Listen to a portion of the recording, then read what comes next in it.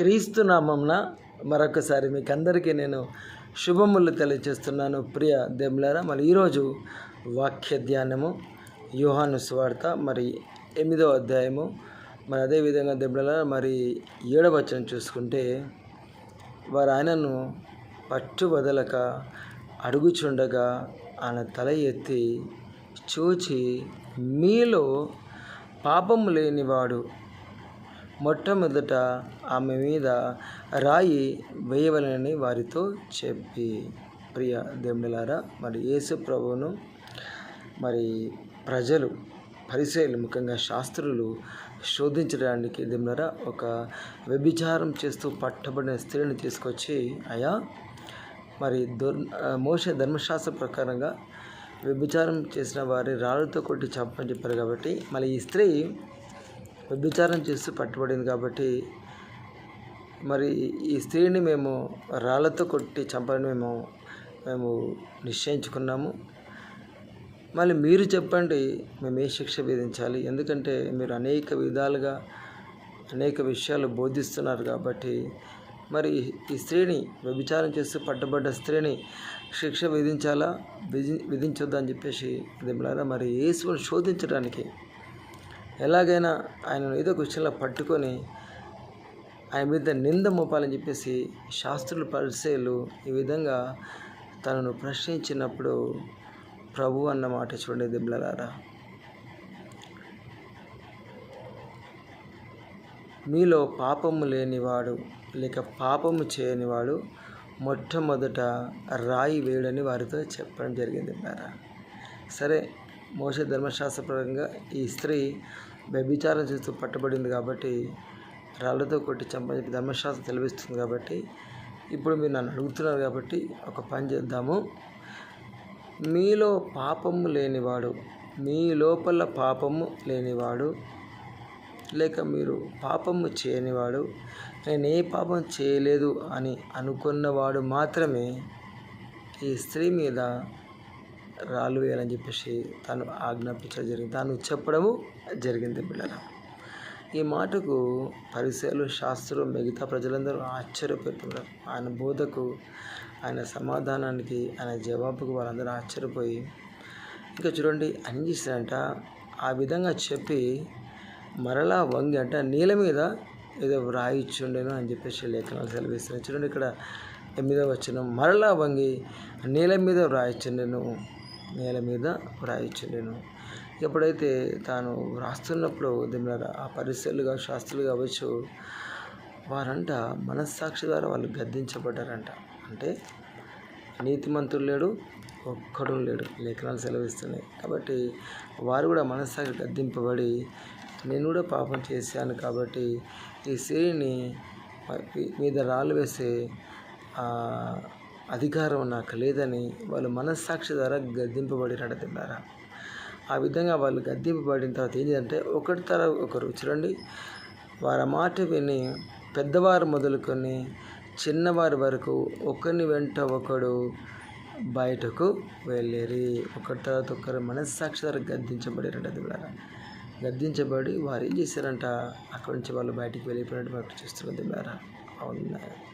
అవును, అప్పుడు ఏం జరిగిందంటే యేసు ప్రభు ఒకడే మిగిలిపోయిందంటే దేవులారా. ఇప్పుడు చూడండి, ముందు పాపంతో పట్టబడ్డ స్త్రీ, వ్యభిచారం చేస్తూ పట్టబడ్డ స్త్రీ ఎదుట యేసు ప్రభు వారు అతి పరిశుద్ధుడు, అతి పవిత్రుడు, ఆయన పాపము చేయనివాడు, పాపం ఎరగనివాడు. ఇప్పుడు ఒక మాట చెప్పండి, యేసు ప్రభుకి ఆ పాపంతో పట్టుబడ్డ స్త్రీని, వ్యభిచారం చేస్తూ పట్టుబడ్డ స్త్రీని రాళ్ళతో కొట్టి చంపే అధికారం ఉందా లేదా చెప్పండి?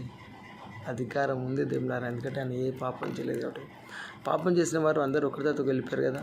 కానీ యేసు ప్రభు మాత్రం ఏ పాపం చేయలేదు మనం గ్రహించాలి. కానీ తనను రాళ్ళతో కొట్టి చంపే అధికారం తనకుందా లేదా? ఉంది. అయినా సరే దేవులారా, తాను అన్నమాట చూడండి, యేసు ఒక్కడే మిగిలెను, ఆ స్త్రీ మధ్య నిలవబడి ఉండెను. యేసు తల ఎత్తి చూచి, అమ్మా, వారు ఎక్కడున్నారు? ఎవరు నీకు శిక్ష విధింపలేదా అని అడిగినప్పుడు ఆమె తన ముందు నిలబడ్డప్పుడు, తన తలెత్తి చూసినప్పుడు దేవులారా చుట్టూ ప్రజలు ఎవరు లేరంట, అందరూ వెళ్ళిపోయారంట. అప్పుడు ప్రభు అంటారు మాట, అయ్యా అమ్మా మరి నీకెవరు శిక్ష విధింపలేదా అని అడిగినప్పుడు ఆమె అన్న మాట, లేదు ప్రభువా అని నేను. అప్పుడు యేసు ప్రభు చెప్పిన అద్భుతమైన మాట, అందుకు యేసు, నేనును నీకు శిక్ష విధింపను. దేవునికి స్తోత్రం. దేవులారా శిక్షించే అధికారం ఉందా లేదా ప్రభుకి? ఉన్నా సరే తాను శిక్ష విధించకుండా తంటున్న మాట, నేను కూడా నీకు శిక్ష విధింపను. ప్రియదేవులారా మనమందరము పాపం చేసి లోకంలో పడిపోయి, అంతే కదా, శిక్షకు అర్హులం కదా. ఎస్, కానీ ఏం చేసిన దేవుడు మనకు బదులుగా తాను దేవుడు యేసుక్రీస్తు రిక్తునిగా చేసుకుని దాతుని సర్వం ధరించుకొని మన కొరకు ఏం జరిగింది దేవుడు? ఆయన సెలవులో బలియాగం అయిపోయి మనకు బదులుగా తాను అపరాధ పర్యార్థ బలి సెలవు చెల్లించింది బ్రదర్. ఆయన పొందిన దెబ్బల చేత ఏం జరుగుతుంది? మనకు స్వస్థత కలుగుతుంది. ఆయన చిందించే రక్తం ద్వారా మనకందరికీ పాప క్షమాపణ కలుగుతుంది బ్రదర్. చూడండి ప్రభు అంటే మాట, నేను నీకు శిక్ష విధింపను అని ప్రభు చెప్పడం జరిగింది బ్రదర్. తర్వాత తను అంటున్న మాట జాగ్రత్తగా వినండి. ఒకసారి క్షమించబడ్డ తర్వాత, అంతే కదా, ఆ రక్తం ద్వారా కడబడిన తర్వాత, నీతిమంతులుగా మారిపోయిన తర్వాత తిరిగి మనం పాత ఋతు జీవితానికి వెళ్ళొద్దు. గుర్తుపెట్టుకోండి. ఇక్కడ ప్రభు అంటే మాట ఆ స్త్రీతో, అందుకు యేసు, నేను నీకు శిక్ష విధింపను. అయితే నువ్వు వెళ్ళి ఏం చేయాలంటే, ఇకను పాపము చేయకుమి అని ఆమెతో చెప్పాను. ఇక మీదట నువ్వు పాపం చేయొద్దు, వ్యభిచారం చేయొద్దు. ఎందుకంటే నేను నిన్ను క్షమించేశాను.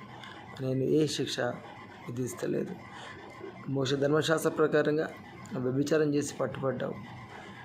ఇప్పుడు నీకు రాళ్ళతో కొట్టి చంపాలి, కానీ నేను క్షమించేస్తున్నా.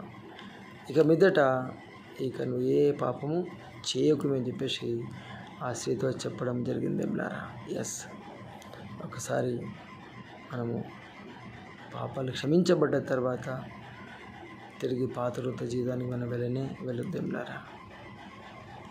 ఇక ప్రభు కొరికి మనం జీవించాలి, రోషం కలిగి జీవించాలి దేవులారా. ఎందుకంటే ప్రభుకి ఈరోజు మనం లెక్క చెప్పవలసిన వారమని మనం గ్రహించాలి. ఇదిగో నేను త్వరగా వచ్చుచున్నాను, ప్రతివానికి ఇచ్చుటకు నా యొద్ద జీతము సిద్ధంగా ఉంది చెప్పి ప్రభు చెప్తున్నాడు. కాబట్టి క్షమించబడ్డ మనము, దేవుని ద్వారా కనికరించబడ్డ మనము, ఆ రక్తం ద్వారా కడగబడ్డ మనము, నీతిమంతులుగా ఆ రక్తం ద్వారా మార్చబడ్డ మనము తిరిగి పాపం జోలికి పోనిపోవద్దు దేవులారా. దేవుని బిడ్డగా జీవించాలి, యేసు ప్రభువుకి మాదిరికరంగా జీవించాలి. పౌలు మాట, నేను క్రీస్తు పోలి నడుచుకునేవాడిని, నన్ను పోలి నడుచుకోవాలని చెప్పేసి పౌలు చెప్తుండే బిడ్డారా. మనం కూడా క్రీస్తు పోలి నడుచుకోవాలి దేవులారా. ఆ విధంగా యేసు ప్రభు మాదిరిగా మనం కూడా ఆయన బిడ్డగా జీవిస్తామా? ఇతరులకు దీవెనకరంగా మనమందరము మారిపోదామా? ఈ కొద్ది మాటలు మనందరిలో ఆ దేవాది దేవుడు నూరంతలుగా ఫలింపజేయునుగాక. దేవుని కాపుదల భద్రత ఈరోజంతా మనకు తోడే ఉండునుగాక. ఆమేన్, ఆమేన్. చిన్న ప్రార్థన చేసుకుందాం. సర్వోన్నతుడా, సర్వశక్తిమంతుడా, ఆశ్చర్యకరుడా, అద్భుతాలు చేసే దేవ, మరొకసారి క్లుప్త వర్తమానం ద్వారా మాతో మాట్లాడారు. వందనాలు. నాతో పాటు ఏకీవించి ప్రార్థనలో ఉన్న ప్రతి బిడ్డను జ్ఞాపకం చేసుకొని, బిడ్డలు చేస్తున్న పనుల్లో, ఉద్యోగాలు, ప్రయాణాలు, చదువులు, పరిచర్లు బిడ్డలకు తోడుగా ఉండండి నాయనా. మీ అదృష్టహస్తం బిడ్డలకు తోడుగా ఉంచండి. ప్రతి ప్రార్థన ఆలకించండి, ప్రతి ఒక్కరిని అంగీకరించండి, ప్రతి ఒక్కరి హృదయవాంఛలు తీర్చమని, ఈరోజంతా ఈ బిడ్డలకు మీరు తోడుగా ఉండమని, వీళ్ళు వెళ్ళు ప్రతి స్థలమందు, అడుగుపెట్టు ప్రతి స్థలమందు, చేస్తున్న ప్రతి పని అందు మీరు తోడుగా ఉండమని, ఇతరులకు దీవెనకరంగా ఆశీర్వాదంగా బిడ్డలందరూ దీవించమని, ప్రతి కుటుంబానికి ప్రతి బిడ్డకు మీరు తోడై ఉండమని, ఈరోజంతా ఈ ప్రభావం మీ సన్నిధి మాకు అనుగ్రహించమని యేసుక్రీస్తు నామమున ప్రార్థిస్తూ వేడుకొంచున్నాను ప్రియ పరలోకపు తండ్రి. Amen, amen, amen. God bless you all. God bless you. Thank you.